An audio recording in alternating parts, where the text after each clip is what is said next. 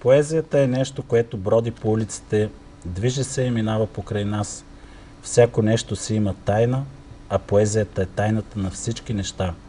Минаваме край един мъж, поглеждаме някоя жена, предугаждаме криволичестите стъпки на кучето. Поезията присъства във всяко едно от тези човешки неща. Тази вечер ще ви представим есеистиката и поезията на Федерико Гарсия Лорка. Наши гости са Веселка Ненкова, доктор по испанска лингвистика, Крум Филипов, режисьор, и Стоян Михайлов, адвокат.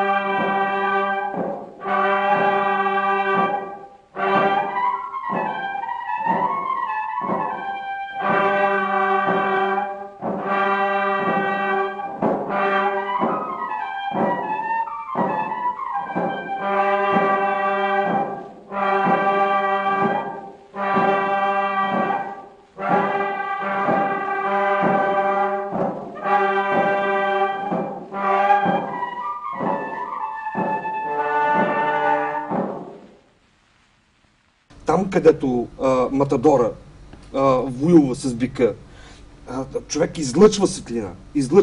Като излъчваш светлина, ти си някак си съдбовно хвърляш сянка. Появата на Исус и появата на Сатаната става в един и същ момент. Не може нещо много светло да не хвърля нещо много тъмно. И Лорка се движи точно по острието между светлината и сянката. Цвета на Лорка е интересен, защото е между две естества. Той е интересте. Между мъж и жена, между светлина и сянка. Мисля, че това го прави така... това го прави уникален. И той влиза в тия светове с наивността на дете. Той, между другото, има една мисъл, не си спомням къде я казваше, или може би в писмо беше, или в есе, сега не си спомням, че твърда вяра имат единствено поетите, глупаците и малките деца. Да. Cuando yo me muera, enterradme con mi guitarra en la arena. Cuando yo me muera. Предполагам, че вие сте чели превода. Да. Би трябвало да обясня смисъл. Да, ако може да го преведете. Ще използвам превода на Атанас Далчев, за да съм възможно по-конкретна. Когато умра, погребете ме с моята гитара под пясък и глина студена. Когато умра. Me sacan de la casa.